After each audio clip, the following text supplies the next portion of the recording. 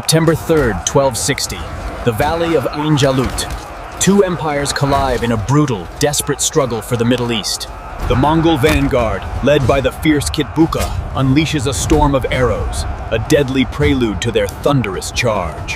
Mamluk horse archers, the elite of Egypt, return fire, their composite bows snapping with lethal precision. The first lines meet.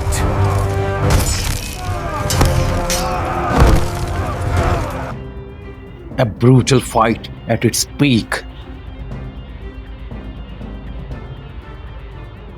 The Mamluk vanguard, commanded by the brilliant Baybars, begins to falter under the relentless Mongol pressure.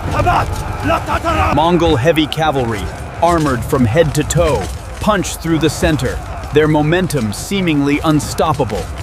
Kitbuqa, blinded by the scent of victory, orders a full pursuit, unaware of the trap closing around his flanks. Hidden Mamluk forces, concealed behind the hills, prepare their ambush.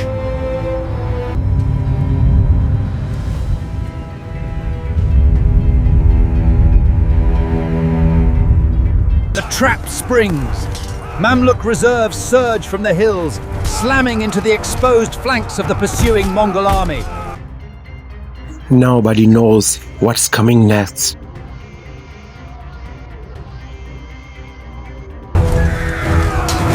Caught in a deadly pincer, the Mongol pincer.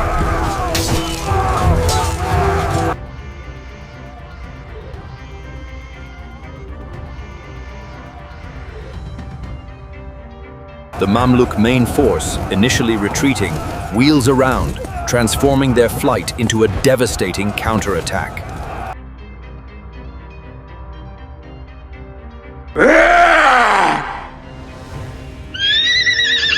Mongol archers, unable to use their bows effectively at this range, draw their short sabers for a desperate melee.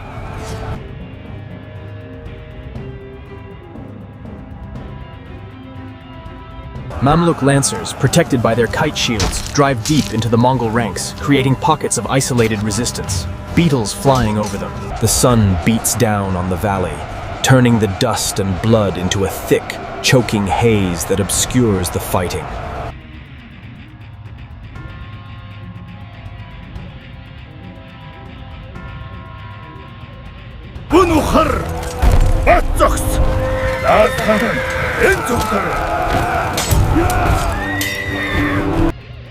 Kill them all!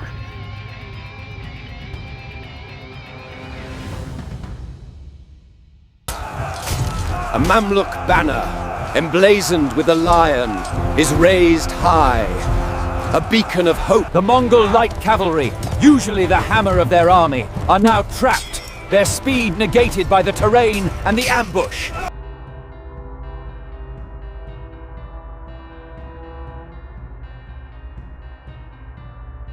Mamluk foot soldiers, emerging from the reserves, use their axes and maces to dispatch dismounted Mongol warriors. The Mongols' Georgian and Armenian allies, seeing their main force collapsing, begun to break and flee the field.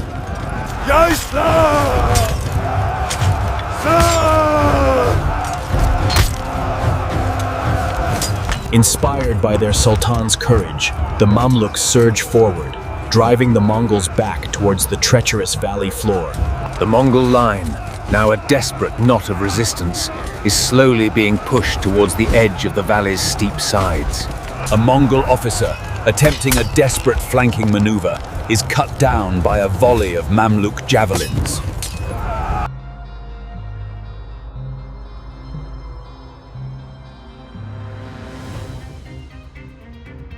The Mamluk commander Baybars, having executed the feigned retreat perfectly, now leads the relentless pursuit from the front.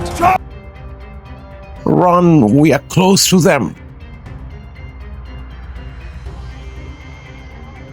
Kitbuqa fights with the ferocity of a cornered beast, his personal guard forming a desperate, shrinking circle around him. The Mamluk heavy cavalry, the Bahri Mamluks, use their superior armor and lances to crush the remaining Mongol resistance. Kitbuqa's horse is struck, sending the great Mongol general tumbling to the dust. His final stand has begun.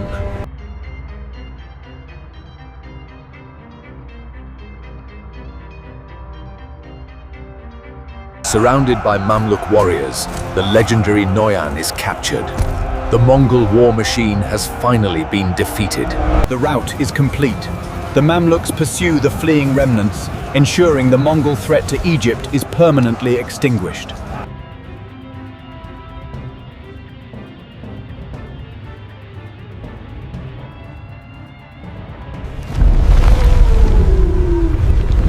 Please subscribe. The Valley of Ain Jalut is silent, save for the cries of the wounded.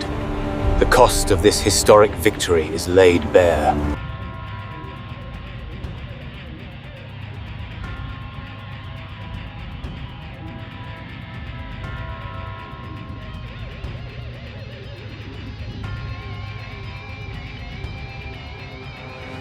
Sultan Qutuz surveys the carnage, a moment of grim satisfaction, mitted with the heavy burden of command. Mongol prisoners, their faces etched with disbelief, are rounded up. The myth of their invincibility is shattered forever.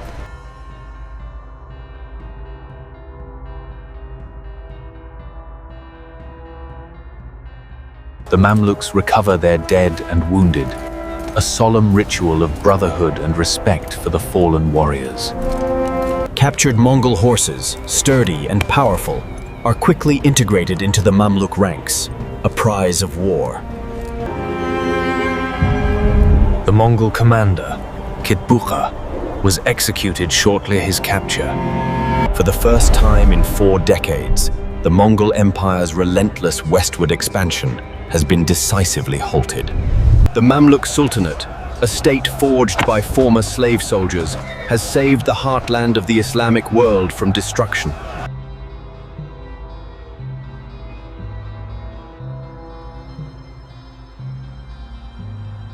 The feigned retreat, a classic Mongol tactic, was turned against them, proving the Mamluks were masters of steppe warfare.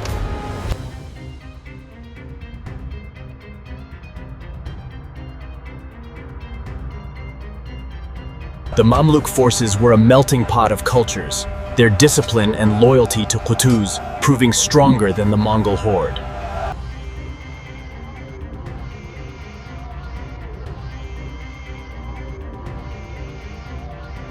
The Mongol army at Ain Jalut was a fraction of its full strength, due to the withdrawal of Hulegu Khan's main force.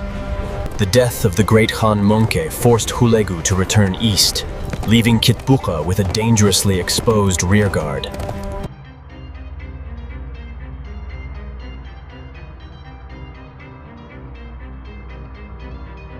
The Mamluks seized this moment of weakness, demonstrating a strategic audacity that few had dared to show against the Mongols.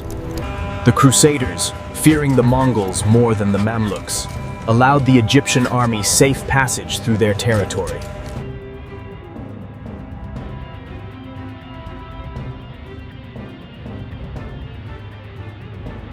This temporary, uneasy alliance highlights the existential threat the Mongol invasion posed to all powers in the Levant. The Mamluks, utilizing their discipline, superior training, and strategic genius, delivered a blow.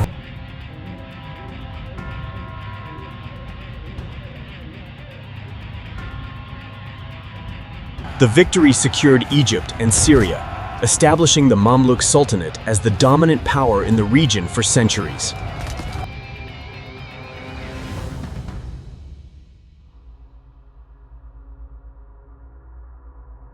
Had the Mongols won, their path to North Africa and possibly Europe would have been wide open, changing world history forever.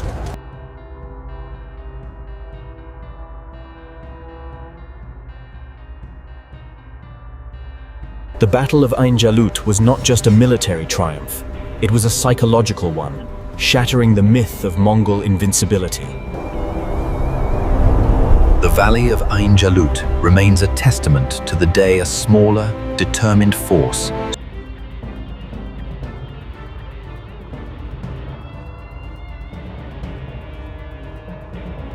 The Mamluk composite bow, a powerful weapon, allowed them to match the Mongols' legendary archery skills.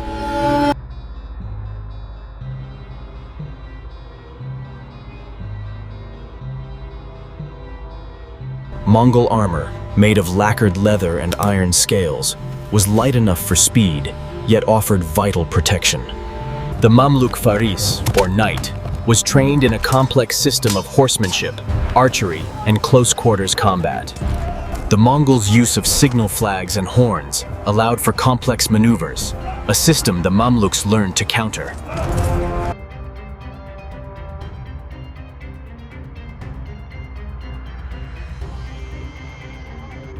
Mamluk swords, the curved saif, were designed for devastating cuts against lightly armored opponents. The Mamluks' strategic use of the terrain, specifically the high ground, was crucial in turning the tide of the battle.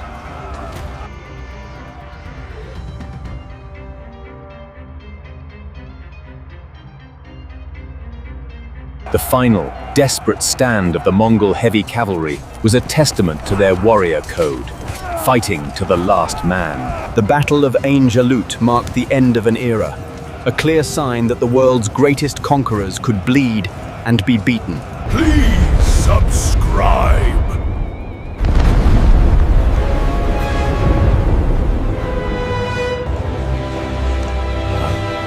The Mamluk victory reverberated across the globe, from Europe to India.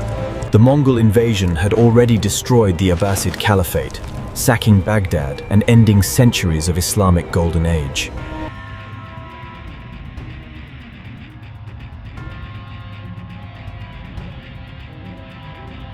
The Mamluks, having witnessed the destruction of their neighbors, knew that surrender was not an option. Only total war remained.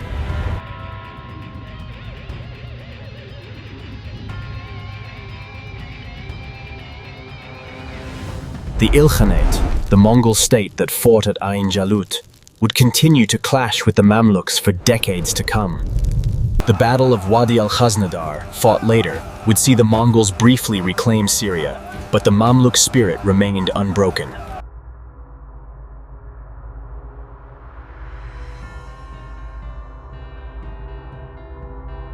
The Mamluk-Ilkhanate rivalry became a defining feature of the 13th and 14th centuries, a true clash of civilizations. The Mamluks maintained their power through a unique system of military slavery, constantly replenishing their elite ranks. The Mamluk Sultanate became the new center of Islamic learning and culture, a safe haven for scholars and artists fleeing the Mongol advance. The Mongols' failure to secure the Levant meant they were denied access to the rich trade routes of the Red Sea and North Africa. The Battle of Ain Jalut ultimately saved the Holy Land from total Mongol domination, a fact often overlooked in Western history.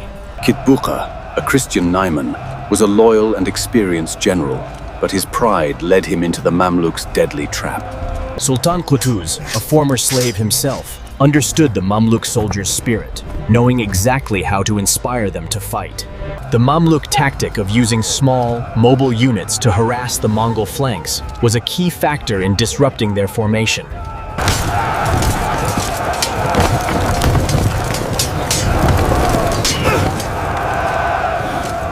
The Mamluks employed the use of naphtha, a form of early Greek fire, to sow chaos and panic among the Mongol ranks.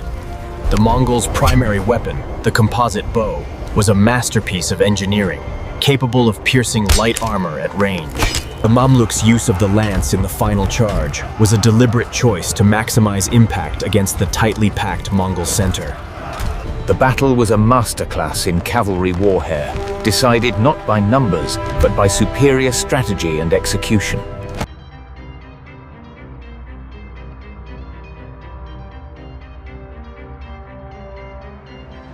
The Battle of Ain Jalut remains a crucial study for military historians, a perfect example of a successful ambush. The Mamluk Sultanate, under the leadership of Baybars, would go on to drive the remaining crusaders out of the Levant. If you engage the Ilkhanate here, we secure the trade routes permanently. We will send word to the Khan. The alliance stands.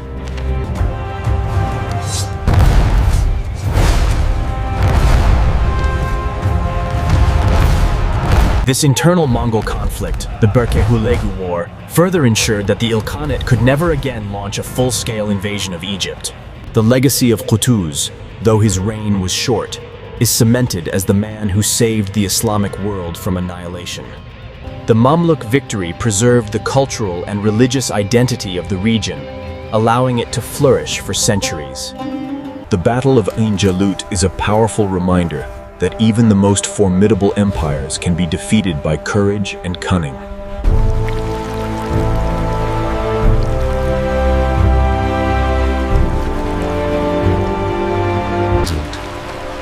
The name Ain Jalut, the sprung of Goliath, is fitting, as the smaller force overcame the The Mamluks, the saviors of the Levant, would stand as the bulwark against the East.